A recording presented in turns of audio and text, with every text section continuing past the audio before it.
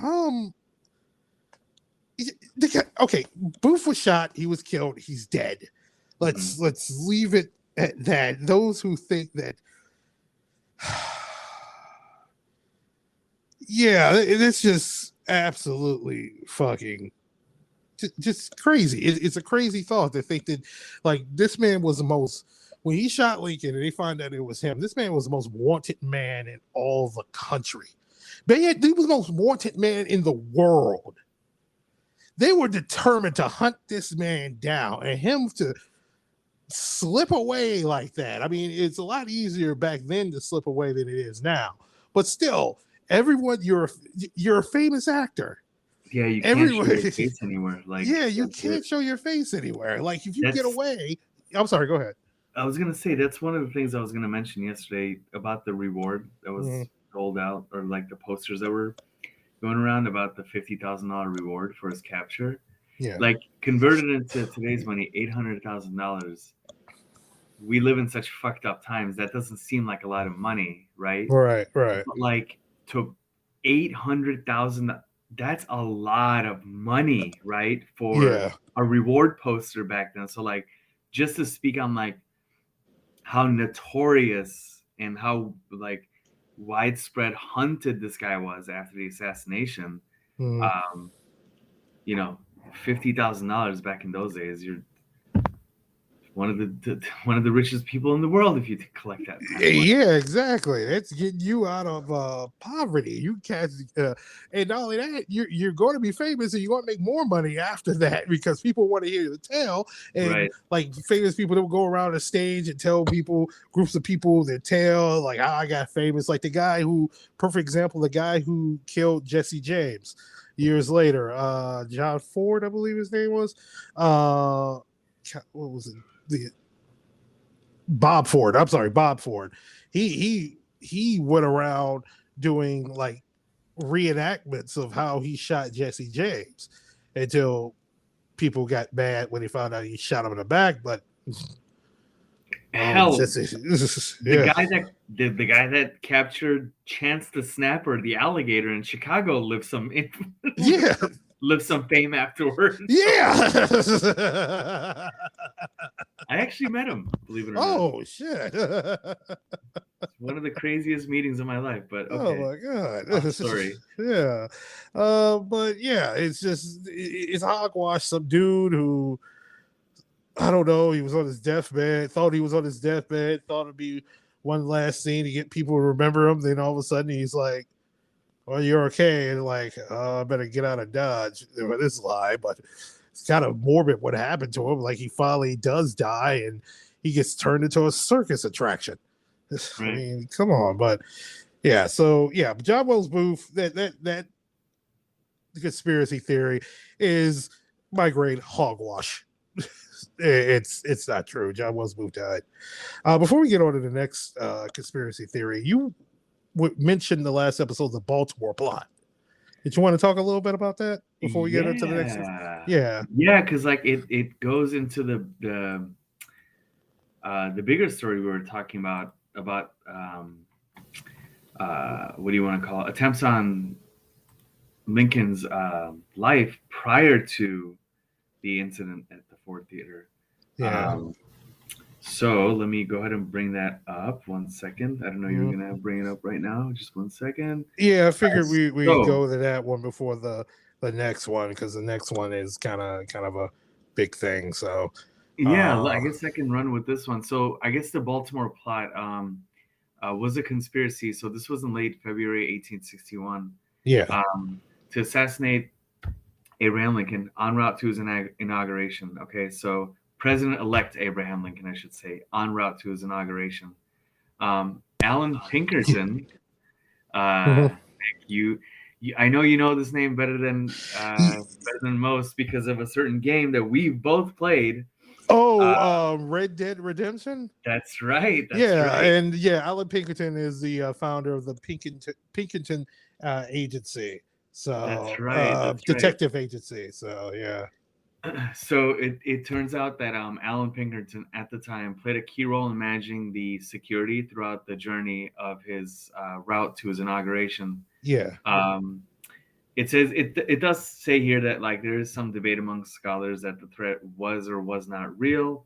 The Lincoln and his advisors took the threat pretty seriously, which is why they hired Alan Pinkerton, famous the head of the detective agency, to provide security for him. So, anyways, on November 6, 1860, after his election, or I'm sorry, shortly after his election, many representatives of the southern states made it clear that the Confederacy secession from the U.S. was inevitable, right? Right. So a plot to assassinate Lincoln in Baltimore was alleged, and he ultimately arrived secretly in Washington, D.C. on February 23rd, 1861. So the planned route that went through Ohio, Virginia, and eventually through West Virginia had to break off and head eastward and rerouted through Pittsburgh, through Pennsylvania, into Maryland, and eventually into Washington. So regardless of the debate among some scholars and historians on how serious this was, it was serious enough to divert or reroute this, what do you want to call it? This is pretty much inauguration route. Parade, whatever you want to call it. It's route from Springfield, Illinois to Washington, D.C. to be inaugurated as the 16th president. Yeah. Right. And it does say here, I think it's pretty interesting. For the remainder of his presidency, Lincoln's many critics would hound him for the seemingly coward act of sneaking through Baltimore at night in disguise, sacrificing his honor for personal safety. But it does say, like, because of the heightened security, the efforts might have been very well prudent indeed. It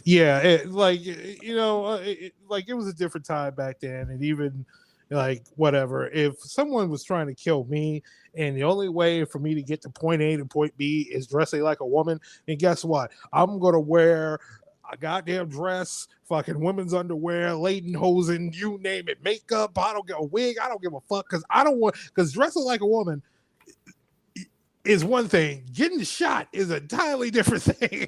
I mean, absolutely, dude. Can you imagine the threat on this guy's life? Like, yeah, I mean, there were millions of people that hated him. And he was going through Baltimore, which Baltimore had a very sizable secession population who wanted to secede from the Union. I mean, Maryland was a border state, and it stayed part of the Union. Only reason why, because Lincoln immediately threw the fucking army at fucking Maryland and fucking suspended writ of habeas corpus like he did throughout the country, shut down their state capital, pretty much just declared martial law over the state of Maryland. And still there was battles in Maryland as being fought. Like, yeah, a lot of people in Maryland hated Lincoln. So yeah, he's traveling through, and the only way through that railroad to get to Washington, D.C. is you have to travel through Baltimore, where the vast majority of secessionists were living in Maryland. And yeah, those, like, they don't think that the plot might have been substantial. Yeah, it was. They threatened the danger to kill was him. real. The danger was real. Absolutely. So you have to change your whole itinerary to go through this town just to change trains. Yeah, you got to do what you got to do to survive. I mean, come on.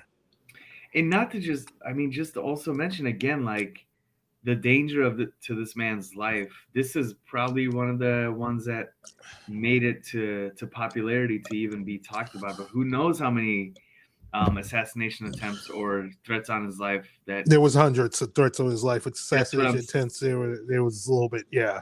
That's what I'm saying. So, like, to me, the part about the debate from scholars about the authenticity of this threat, is meaningless when you think about how much this guy's life was in danger, and the fact that, like, they had to, in the view of the public, that it would come out one day, they had to take this detour on the way to Washington, D.C. But anyways, we don't have to go into the full details of the Baltimore plot, but I thought that was pretty interesting to mention. Yeah, because especially before Lincoln was assassinated, there was hundreds, if not thousands, of threats on his life. Quite a few attempts, but nothing got close enough to him. I mean, closest one was the one that killed him. Right. This is like the successful one. But yeah, like even like the danger of Lincoln and the hatred that some people in the country had for him was palpable. I mean, they literally wanted this guy dead. They wanted this guy dead before he won the presidency. We was running in the presidency because, like, you think about it, the guy Lincoln won the presidency without winning one Southern state. He didn't win one Southern state at all. Like there was few states that people voted for him. I think people, if like a few areas of that became the Confederacy, even some that stayed in the Union, people find out you voted for Lincoln, they're gonna run you out of town, right, and try to kill you. So that hatred towards this man at that time was just at an all-time high. So him sneaking into Baltimore in a dress, it's not that. It's like, first of all, yeah, it's a little you chuckle a little bit, but it's like you gotta get him. You gotta get him in there. You gotta get him. You gotta get him to the White House. Get this man to the White House by any means necessary. So, and they did. It's just he didn't survive his entire time in the White House. So almost. yeah. He won re-election, but didn't get to. But that was an interesting.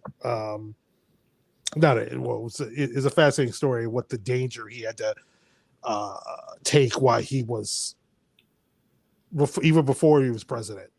That there's people that wanted him dead. So like John Wilkes Booth is not an anomaly. John Wilkes Booth wasn't the only one that hated him. Like there was around not 9 million people, 6 million people who hated this man so much that they decided to leave the United States of America and take their states with them. So, I mean, dude, you just have to be successful once, right? Yeah. Assassination attempts and all of these plots, it just has to be successful once. Yeah, you just got to get once. Yeah. So yeah, that was the Baltimore plot. So going back to the conspiracies actually killed Lincoln. There was a conspiracy. The second conspiracy we're going to talk about was the Confederate government assisting John Wilkes Booth in this assassination. Now, the Confederacy had mirrored itself. The Confederate States of America had mirrored itself after the United States. They even took up most of their constitution, except for they have one key difference in the Constitution. They can own people, which is buried in their Constitution. It tells people, Southern apologists and people who propagate the lost cause. It was like, no, the Civil War was not fought over slavery. It was fought over states' rights and tariffs and the sultry, bowman, decadent Sunny South. Before I go on, what the fuck does bowmy mean? I don't know. What is this word? Bowmy. Like you hear certain, like in certain, like when people talk about the Southern aristocrats that pretty much ran the Confederacy, most in their generals, they always describe the South as the sultry, bowmy, blah blah blah South. And I'm just, all these years I'm wondering, what the fuck does bowmy mean? I'll be completely honest with you, I've never heard this term before. How do you spell it? I have no idea how to fucking spell it. Bowmy? Bowmy. Yeah. Bowmy South. Like I would literally have to ask a Southern person or a historian, best as I as a historian, what the hell that meant. Because every time you God, what's a perfect example? One of the worst films I've ever seen, and literally I wish they would burn every copy of this film, is this 2002 movie called Gods and Generals. You ever heard of it? I have, with Russell Crowe. No, it's not with Russell Crowe. Actually, he was supposed to be in that movie. Okay, then